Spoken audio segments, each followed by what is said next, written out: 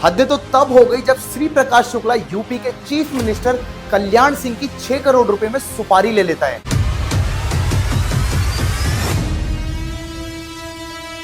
उसी के लिए सीक्रेट मिशन ऑपरेशन बजूका शुरू किया गया और यूपी ने अपनी सबसे खतरनाक फोर्स बनाई, special task force.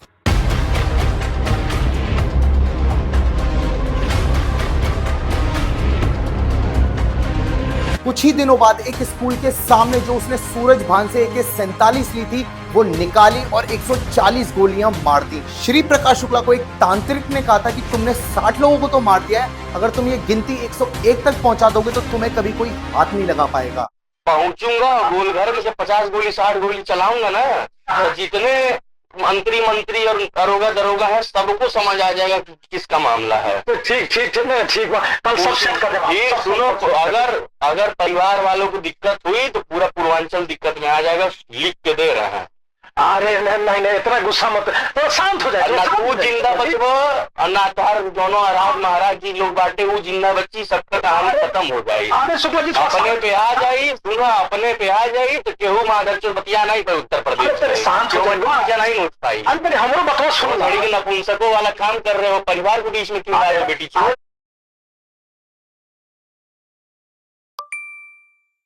Shri Prakash का जन्म 6 अक्टूबर 1973 को उत्तर प्रदेश के गोरखपुर जिले मामकोर गांव में दशहरा के दिन हुआ। बचपन में उसका नाम शिव प्रकाश शुक्ला था, लेकिन आगे चल के वो श्री प्रकाश शुक्ला के नाम से मशहूर हुआ। श्री प्रकाश काफी संपन्न परिवार से आता था। 5 बहन भाइयों में सबसे छोटा होने के कारण भी उसे घर में बहुत लाड़ प्यार मिला। उसके पिता रामसूत शुक्ला इंडियन एयरफोर्स में एक बहुत बड़े ऑफिसर थे और रिटायरमेंट के बाद वो A ग्रेड सरकारी ठेकेदार बन गए। उस वक्त गोरखपुर में सिर्फ 1-2 इंग्लिश मीडियम स्कूल हुआ करते थे, लेकिन इसके बावजूद भी उसके पिता ने उसका LKG में इंग्लिश मीडियम में एडमिशन करवाया। उस वक्त इंग्लिश मीडियम में पढ़ाना हर किसी के बस की बात नहीं हुआ करती थी। परिवार की एक और पहचान थी पहलवानी और मजबूत शरीर। उसके घर में मजबूत शरीर को बहुत तवज्जो दी जाती थी। घर का माहौल ही वैसा था कि जहां फिटनेस और डिसिप्लिन की तरफ बहुत ध्यान दिया जाता था। लेकिन श्री प्रकाश का स्वभाव थोड़ा सा अलग था। वो बचपन से ही बहुत शरारती था और ज्यादा दिन इंग्लिश मीडियम स्कूल में अपनी हरकतों की वजह से टिक नहीं पाया। इसके बाद उसका एडमिशन गोरखपुर के लोकनायक ज्ञान भारती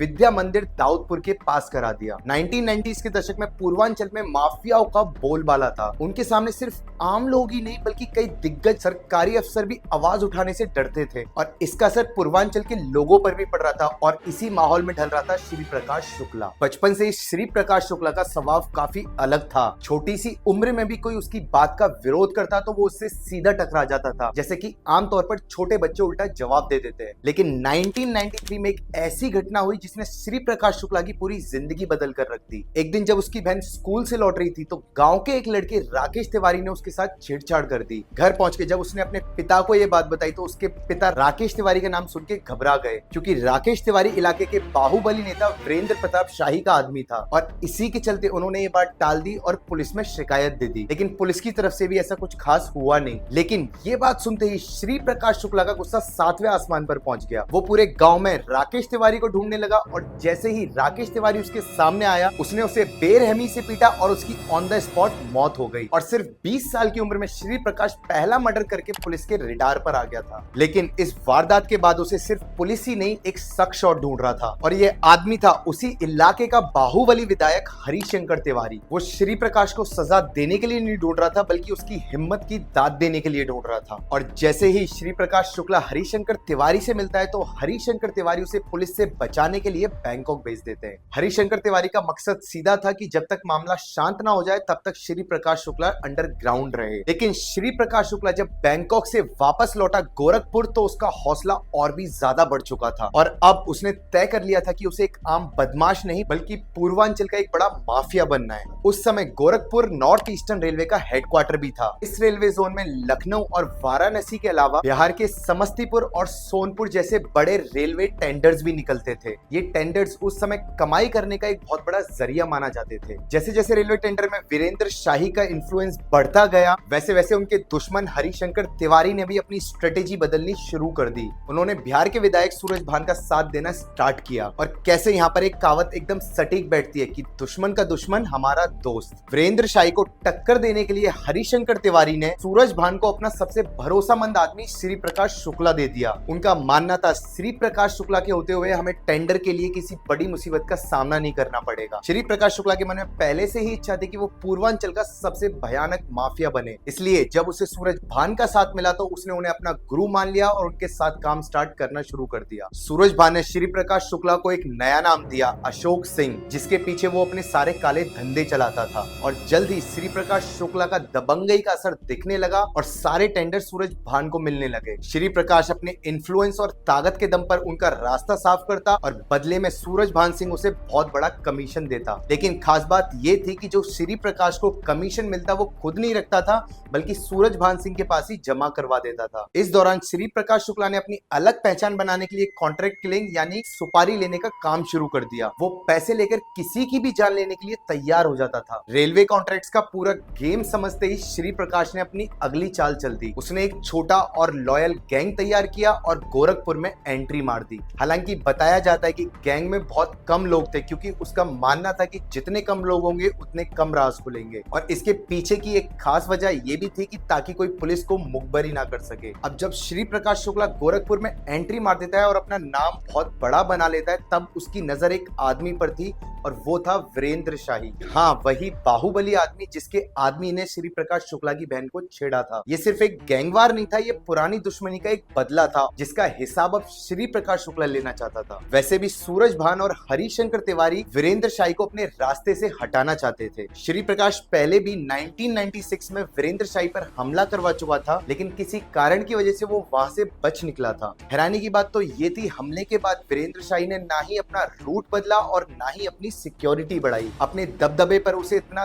घमंड था कि वो अक्सर बिना ज्यादा सिक्योरिटी के ही घुमा करता था और यही ओवर कॉन्फिडेंस उसकी सबसे बड़ी कमजोरी बनी। होता क्या है कि 31 मार्च 1997 को श्री प्रकाश को खबर मिली कि वीरेंद्र शाही इंदिरा नगर में अपनी गर्लफ्रेंड के लिए किराए का कमरा देखने आ रहा है और गर्लफ्रेंड का राज किसी को पता ना चले, इसलिए शाही इस बार अकेला निकला है। अब होता क्या है, वीरेंद्र शाही की जो गर्लफ्रेंड थी उसके बच्चे का रिजल्ट था और वो वीरेंद्र शाही और अपने बच्चे के साथ स्कूल जाती है और तभी श्री प्रकाश शुक्ला अपने साथियों के साथ वहां आदम का। तभी श्री प्रकाश शुक्ला ने अपनी AK-47 निकाली और वहां पर जितने भी लोग थे सबके सामने वीरेंद्र शाही को छल्ली कर दिया। ये पहला ऐसा गैंगस्टर था जिसने रंजिश के चक्कर में AK-47 से आके वारदात को अंजाम दिया। दोस्तों, ये AK-47 किसी और ने नहीं बल्कि सूरज भान ने श्री प्रकाश शुक्ला को गिफ्ट के तौर पर दी थी। उस दिन श्री प्रकाश मारना नहीं चाहता था बल्कि अपना खौफ पूरे यूपी में दिखाना चाहता था। अंडरवर्ल्ड के लिए एक अनाउंसमेंट था कि पूर्वांचल में एक नया नाम जन्म ले चुका है। एक वक्त ऐसा भी था जब श्री प्रकाश एक तांत्रिक के कांटेक्ट में आ गया था। कहा जाता है श्री प्रकाश ने अपनी पूरी कहानी उस तांत्रिक को सुनाई। तांत्रिक कुछ देर तक चुप सुनता रहा, फिर उसने एक बात बताई कि पता है माँ काली के गले में कितने नरमुंडों की माला है। तभी श्री प्रकाश ने ना करते हुए सिर हिला दिया। फिर तांत्रिक बताता है कि 101 नरमुंडों की माला है जिसकी वजह से काली माता को अजय माना जाता है। फिर तांत्रिक ने श्री प्रकाश की आंखों में देखते पूछा कि अब तक तुमने कितने खून किए हैं। श्री प्रकाश कुछ देर खामोश रहा, फिर उसने गिनकर बताया और उसने बताया कि अब तक वो 60 लोगों को मार चुका है। इसके बाद राजेश पांडे के अनुसार तांत्रिक ने श्री प्रकाश को एक बात कही कि अगर वो 101 हत्याओं का आंकड़ा पूरा कर देगा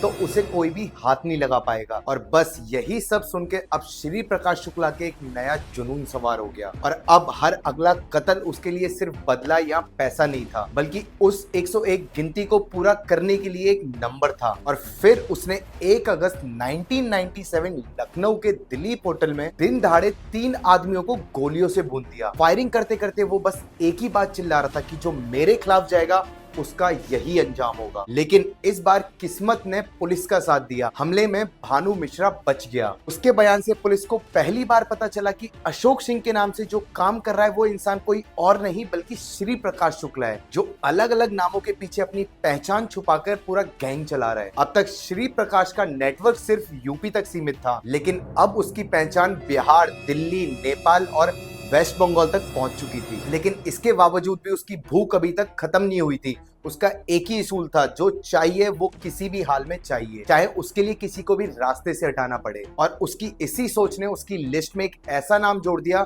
जिसके बारे में किसी ने सोचा भी नहीं था, हरिशंकर तिवारी। हरिशंकर तिवारी वही शख्स है जिसने श्री प्रकाश को एक जमाने में पुलिस से बचाने के लिए बैंकॉक भेजा था, लेकिन अब वही उसकी हिट लिस्ट में आ चुका था। हरिशंकर तिवारी को हटाने की असली वजह थी सत्ता की ताकत।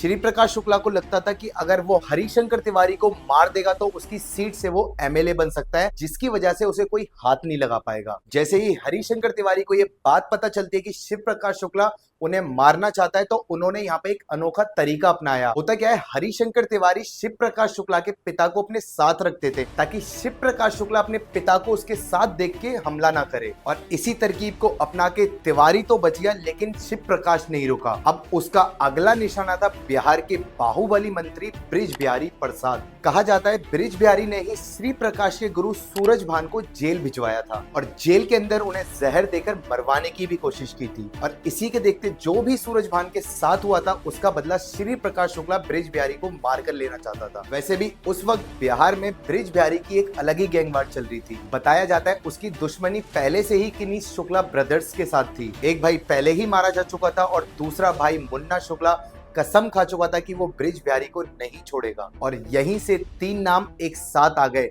मुन्ना शुक्ला, श्री प्रकाश शुक्ला और सूरजभान, तीनों ने मिलकर बृज बिहारी को खत्म करने का प्लान बनाया। और फिर 1998 की शुरुआत में किस्मत ने भी इन तीनों का साथ दे दिया। होता क्या है, इंजीनियरिंग एडमिशन स्कैम में बृज बिहारी को जेल हो जाती है और उसे जुडिशियल कस्टडी में जेल भेज दिया जाता है, लेकिन जुडिशियली कस्टडी में उसकी तबीयत खराब हो जाती है और तबीयत खराब होने के बाद उसे पटना के एक हॉस्पिटल में एडमिट करा दिया जाता है। जैसे हर बड़ा नेता स्कैम के बाद करता है कि हेल्थ के नाम पर बेल ले लेना। बृज बिहारी को अपनी जान का खतरा पहले से ही महसूस हो चुका था और इसी के चलते हॉस्पिटल को एक किले की तरह सुरक्षा दी गई। 2 दर्जन से भी ज्यादा कमांडोज उनकी सिक्योरिटी में तैनात किए गए, लेकिन इसके बावजूद भी इतनी सिक्योरिटी उन तीनों को रोक नहीं पाई जो अपना बदला पूरा करना चाहते थे। मुन्ना शुक्ला, सूरजभान सिंह और शिव प्रकाश शुक्ला ने मिलकर एक प्लान बनाया। 13 जून 1998 शाम करीब 8:30 बजे हमेशा की तरह बृज बिहारी प्रसाद अपने बॉडीगार्ड लक्ष्मेश्वर और रविंद्र भट्ट के साथ हॉस्पिटल के कैंपस में वॉक कर रहे थे। तभी होता क्या है, एक आदमी बृज बिहारी के पास आता है और उनसे अपने किसी रिश्तेदार के लिए मदद मांगने लगता है। बृज बिहारी को बिल्कुल भी अंदाजा नहीं था कि ये कोई मदद की गुहार नहीं बल्कि मौत की दस्तक है। बृज बिहारी ने मदद मांगने वाले शख्स की बात सुनी और अपने एक बॉडीगार्ड को डॉक्टर के पास भेज दिया उसकी मदद करने के लिए, और वॉक करते करते बृज बिहारी पार्किंग की तरफ बढ़ गए। तभी होता क्या है कि एक लाल बत्ती वाली एम्बेसडर कार और एक सुमो कार कैंपस के पार्किंग में आके रुकती है। अगले ही पल 4 हथियार बंद लोग गाड़ी से उतरते हैं और AK-47 और स्टैन गन से अंधाधुंध बृज बिहारी पर फायरिंग शुरू कर देते हैं। अटैक इतना अचानक था कि बृज बिहारी और उनके साथ जो मौजूद लोग थे वो संभल भी नहीं पाए। तीनों तरफ से घेर कर बृज बिहारी को इतनी गोलियां चलाई कि पूरा कैंपस गूंज उठा था। जैसे ही फायरिंग रुकती है, बृज बिहारी प्रसाद और उनके साथ जो एक बॉडीगार्ड था वो दोनों लोग खून से लथपथ जमीन पे पड़े थे। इस हमले को किसी और ने नहीं बल्कि श्री प्रकाश शुक्ला और उसकी गैंग ने अंजाम दिया था। वारदात के बाद सारे के सारे हमलावर वहां से ऐसे निकले कि जैसे कुछ हुआ ही ना हो। इस हत्याकांड ने सिर्फ बिहार को नहीं बल्कि पूरे देश की सियासत को हिला दिया था। अब सिर्फ बिहार पुलिस और यूपी पुलिस नहीं ढूंढ रही थी श्री प्रकाश शुक्ला को, बल्कि पूरी भारत की पुलिस के लिए वो एक वांटेड अपराधी बन चुका था। लेकिन इसके बाद जो खबर सामने आई उसने पूरी एडमिनिस्ट्रेशन के होश उड़ा दिए थे। कहा गया कि श्री प्रकाश शुक्ला ने यूपी के सीएम कल्याण सिंह की 6 करोड़ रुपए में सुपारी ले ली है। इसके बाद एक दिन अचानक सीएम कल्याण ADG अजय शर्मा को अपने ऑफिस बुलाते हैं। तुरंत शर्मा बिना वक्त गवाए उनके ऑफिस पहुंचते हैं। तभी सीएम ने दरवाजा बंद करवाया और धीरे से ADG शर्मा के कान में एक ऐसी बात कही जिसे सुनते अजय शर्मा एकदम सन्न रह गए। एक पल के लिए शर्मा को अपने कानों पर यकीन ही नहीं हुआ, क्योंकि ना ही आज तक उन्होंने ऐसी खबर सुनी थी और ना ही ऐसी कोई कल्पना की थी। सीएम कल्याण सिंह की सुपारी की खबर ने पूरे उत्तर प्रदेश में हलचल मचा दी थी। अब यहाँ से ये सिर्फ एक गैंगस्टर का मामला नहीं था बल्कि सरकार की इज्जत का सवाल बन चुका था। पुलिस समझ चुकी थी कि श्री प्रकाश शुक्ला को हर हाल में रोकना होगा, चाहे जिंदा या फिर मुर्दा, और इसी मिशन के लिए यूपी पुलिस ने सबसे खतरनाक यूनिट बनाई, स्पेशल टास्क फोर्स यानी STF। STF का सिर्फ एक ही टारगेट था, श्री प्रकाश शुक्ला, और उसके लिए शुरू किया गया ये ऑपरेशन बजूका। अब शिकार और शिकारी दोनों आमने सामने आने वाले थे। ऑपरेशन बजूका की जिम्मेदारी IPS राजेश पांडे को दी गई। उनका सिर्फ एक ही मिशन था कि श्री प्रकाश को ढूंढना और उसे ढूंढकर खत्म करना। सबसे दिलचस्प बात तो ये थी कि उस वक्त यूपी एसटीएफ देश की पहली ऐसी स्पेशल पुलिस यूनिट बनी थी जिसे कि देश के गैंगस्टर को खत्म करने के लिए बनाया गया था। आप इसी बात से समझ सकते हो कि शिव प्रकाश शुक्ला कितना बड़ा खतरा बन चुका था। लेकिन ऑपरेशन बजूका शुरू करने से पहले एसटीएफ के सामने एक ऐसी प्रॉब्लम थी जिसे लोग सुनकर आज भी हैरान हो जाते हैं, और वो प्रॉब्लम थी कि पुलिस के पास श्री प्रकाश शुक्ला की कोई फोटो ही नहीं थी। श्री प्रकाश शुक्ला इतना शातिर था, उसने खुली धमकी दे रखी थी कि जो भी उसकी तस्वीर पुलिस को देगा उसकी 24 घंटे में मौत हो जाएगी, और इसी डर से लोग उसकी फोटो खींचते नहीं थे या फिर पुलिस को देते नहीं थे। अब होता क्या है, बहुत ही स्ट्रगल करने के बाद पुलिस को श्री प्रकाश शुक्ला की एक बर्थडे पार्टी वाली फोटो मिलती है, और वो भी मिलती है उसके जीजा के पास। लेकिन पुलिस के मुताबिक उसका जीजा भी वो फोटो देने से डर रहा था कि अगर श्री प्रकाश शुक्ला को पता चल गया कि ये बर्थडे पार्टी की फोटो मैंने दी है तो वो सबसे पहले मुझे मारने आएगा यहाँ पे। अभी होता क्या है, एसटीएफ अपना दिमाग लगाती है और वो श्री प्रकाश शुक्ला की बर्थडे पार्टी वाली फोटो का पूरा बैकग्राउंड बदल देती है। कहा जाता है इसके लिए सुनील शेट्टी की एक फोटो बॉडी का यूज किया गया, और सुनील शेट्टी की बॉडी पर श्री प्रकाश शुक्ला का फोटो सेट करके एक इमेज तैयार की गई, और वही तस्वीर फिर पूरे देश के अखबार में छपती है। पहली बार पूरा देश उस गैंगस्टर को देख रहा था जिसे पुलिस महीनों भर से ढूंढ रही थी। बोला जाता है श्री प्रकाश शुक्ला अपने वक्त से काफी आगे चल रहा था, उसे मोबाइल टेक्नोलॉजी की नॉलेज काफी ज्यादा थी। जब सारे क्रिमिनल्स मोबाइल से दूर रहते थे तब वो बार बार मोबाइल चेंज करके और बार बार सिम कार्ड चेंज कर करके एक्सटॉर्शंस के कॉल करता था। लेकिन जिस टेक्नोलॉजी ने उसे सालों तक पुलिस से बचाए रखा, वही टेक्नोलॉजी उसके लिए बड़ी प्रॉब्लम बनती है। जैसे ही शिव प्रकाश शुक्ला किसी को धमकी देता था तो वो उसके बाद अपना सिम कार्ड बंद कर देता और फिर बाद में नया सिम कार्ड यूज करता। इसीलिए उसने 14 अलग अलग सिम कार्ड्स अपने पास रखे हुए थे, बिना ये समझे कि एक दिन यही मोबाइल नेटवर्क उसे पुलिस के जाल में फंसा देगा। अब होता क्या है, श्री प्रकाश शुक्ला गलती से गोरखपुर रेलवे डिवीजन को टेंडर दिलवाने के लिए कॉल लगा देता है, और बस यहीं से एसटीएफ को अपना पहला बड़ा सुराग मिलता है। एसटीएफ टीम उसका पीछा करते करते दिल्ली तक पहुंच गई, लेकिन इस बार भी वो पुलिस को चकमा देके वहां से निकल गया। लगातार 140 दिनों तक एसटीएफ और श्री प्रकाश शुक्ला के बीच चूहे बिल्ली का खेल चलता रहा। कई बार तो पुलिस उससे बस कुछ कदम दूर थी, लेकिन वो हर बार हाथ से फिसल जाता था। लेकिन यहाँ पे उससे एक गलती हो जाती है, जिस सिम कार्ड से वो आमतौर पर धमकी देने के लिए कॉल करता था, अब उसी सिम से वो लगातार कॉल कर रहा होता है, और इसी गलती ने एसटीएफ का काम आसान कर दिया। अब पुलिस उसकी हर कॉल और हर मूवमेंट पे नजर रख रही थी। फिर 21 सितंबर 1998 को एक मुखबिर ने पुलिस को खबर दी